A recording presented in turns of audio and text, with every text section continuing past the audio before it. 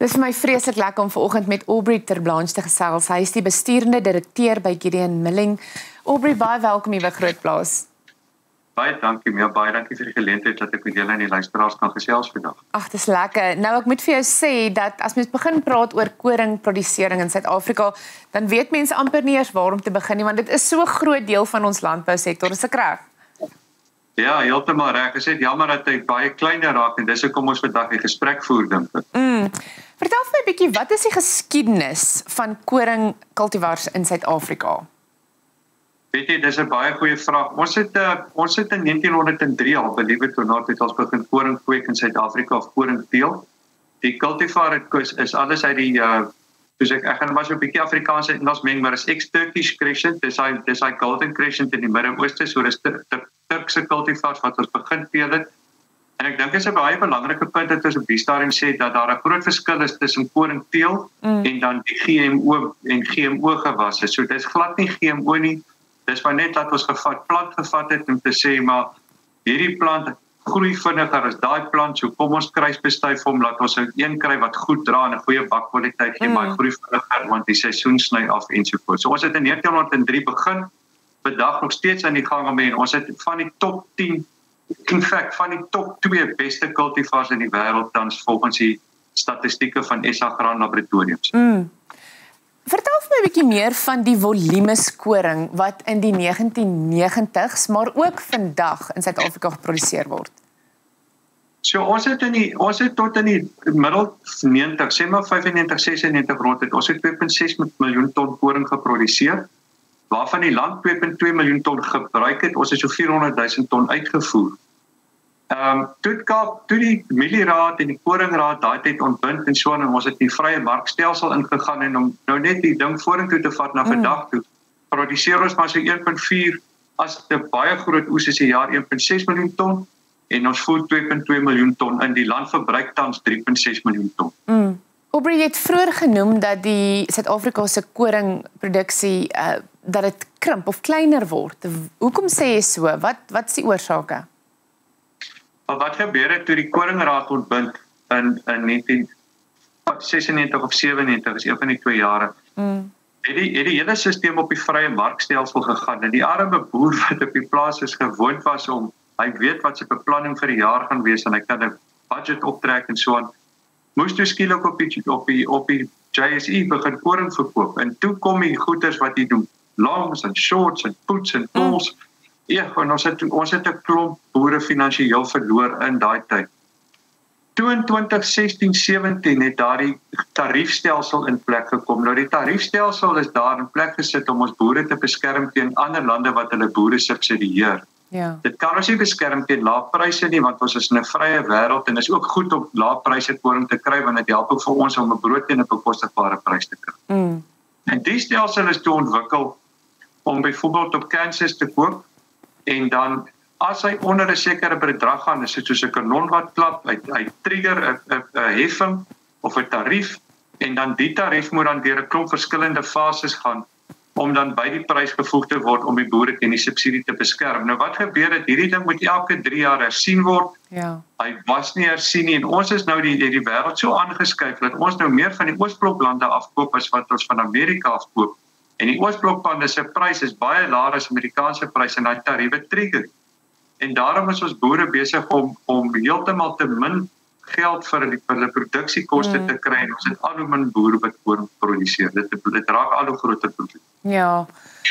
Ek sal graag by jou wil weet, hoe vergelyk wêreldkoringkwaliteit met Suid-Afrika se kwaliteit? Dis 'n baie goeie vraag. Weet jy, daar is 'n verslag wat die Suid-Afrikaanse Graan Laboratorium elke jaar vir die JSE stuur. En hulle het goedgunstig die verslag vir my gestuur en ons kan dit ook wys vir die mense as hulle dit wil sien, maar dit is gepubliseer. Jy kan net op SAGL gaan of jy gaan ook na die SAGAS webtuiste toe gaan. Al die inligting lê daar. En ons is die laaste 10 jaar is ons saam met Kanada die top bakgehalte in die wêreld. Dit is ongelooflik wat die koring doen. As jy byvoorbeeld ons koringkultivar kan nie vanaf 'n croissants tot 'n sponskoek bak. Ja. As jy nou kyk na Amerikaanse koring byvoorbeeld, is daar 'n sekere kultivar vir 'n sekere eienskap. So die een bak brood, daai een bak koek, daai een doen pasta. waar jy alles met ons in kan doen, en dit is maar die Melenaarskamer wat hom so gewerk het deur die jare, sodat ons self kan sorg met die cultivars wat ons het. So ja, ons is baie opgewonde oor die cultivar, die ouens wat die werk doen baie goeie werk. Ons moet nou net ons boere aan die lewe. Dis al vir my interessant. Ek sal graag wil weet, hoe bemark boere hul koring, maar ook hoe behoort hulle dit te bemark om optimale pryse of geskikte pryse te kry?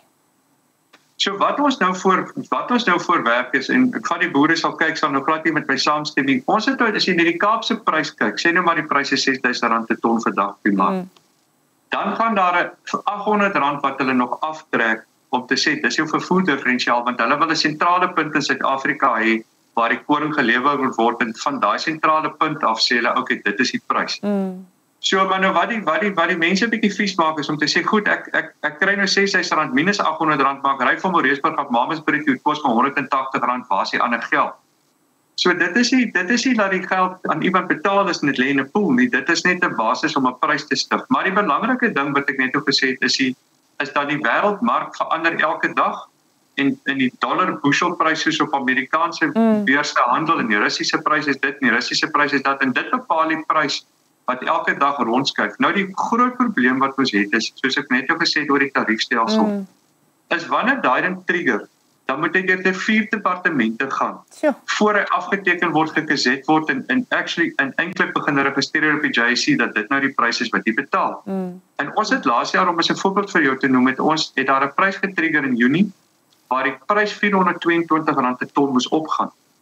En dit het 85 dae geneem, voor dit gepubliseer is. En in die 85 dae is daar 275.000 ton koring meer ingevoer as die 5 jaar langtermyn gemiddeld. En toe daai koring nou inkom, is alles so vol, dat die kopers basies wegval, en ons boere begin oes in November, baie vroeg November, hang af wanneer die reën afsny, dalk laat November, en toe is die prys op sy laagtepunt van alle tye, want almal het genoeg koring.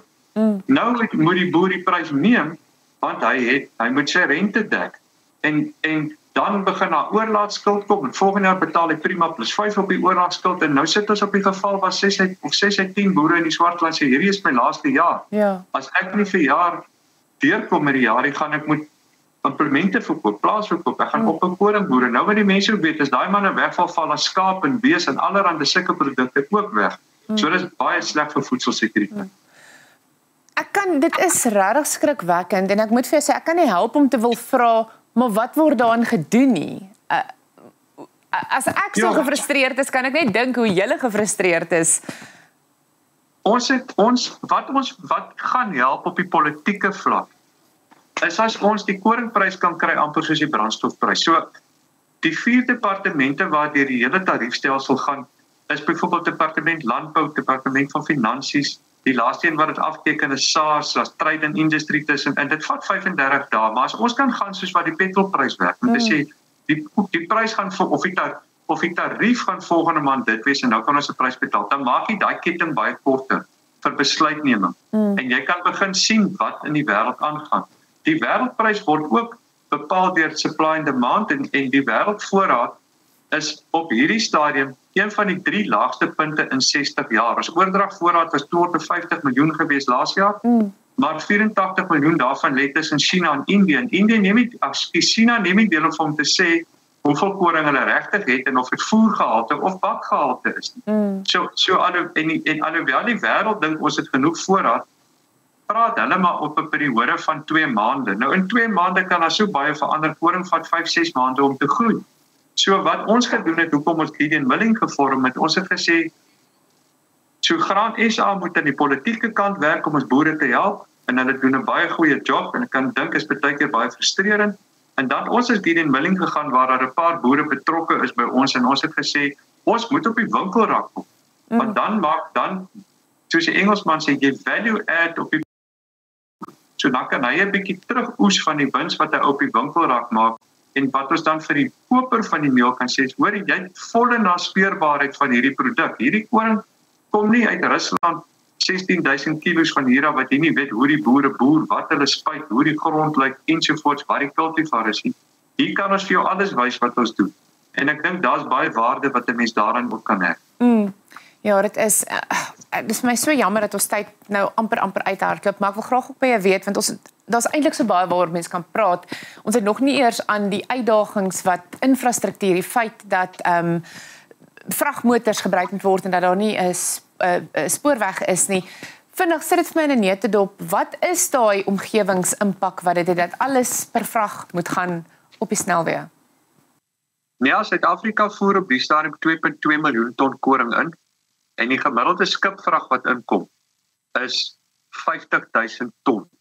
So as 'n mens so vinnig gou die gesom gemaak het, die doen nie so met 2.2 miljoen gedeelde 50.000 ton, is basies tussen 9 en 11 dae moet ons 'n skip inbring. En toe het ek met die ouens gepraat oor wat is die gemiddelde vrag wat 'n vragmotor laai om die skepe leeg te ry, want soos jy weet, het ons nie meer 'n spoorweg wat dit doen nie. En die antwoord was 31,8 ton. So dis 1578 trokke op ons pad elke 10 of 11 dae wat verskriklik druk op die infrastruktuur sit. So wat ons probeer sê is hoe lank gaan die stelsel hou? En as daar ons het byvoorbeeld laas jaar, weet ons of vir die vorige jaar, ek kan nou nie lekker onthou nie, was daar mos 'n probleem op die N3 tussen Durban en Johannesburg met opstande en goed, en as daai trokke nie kan deurkom nie, hoe lank gaan dit vat voor ons meelens begin droogloop van koring? So ons moet regtig mooi weer besin oor die situasie en net sê, maar kan ons nie net die miljoen ton wat ons in die land verhou het weer terugbring op een of ander manier? So 'n groot ding wat ek net wil sê is, ons is nie besig om vingers te wys na enige iemand nie, soos ek verduidelik het. Die stelsel is gebreek. Die ander meelens doen 'n baie goeie job om ons pryse reg te hou vir ons land en vir ons produksie en vir ons pryse wat ons by rakke betaal. Maar ergens moet ons 'n middeweg vind om na ons boere te kyk. Ons kan nie meer volume verloor nie. Ons is in 'n krisis. Net vir die kykers om net daai ding in perspektief te sit.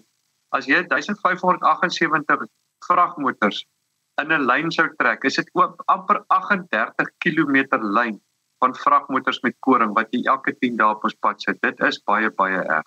Jou baie dankie vir jou tyd en sterkte daar by julle. Totsiens. Baie dankie, totsiens, lekker dag.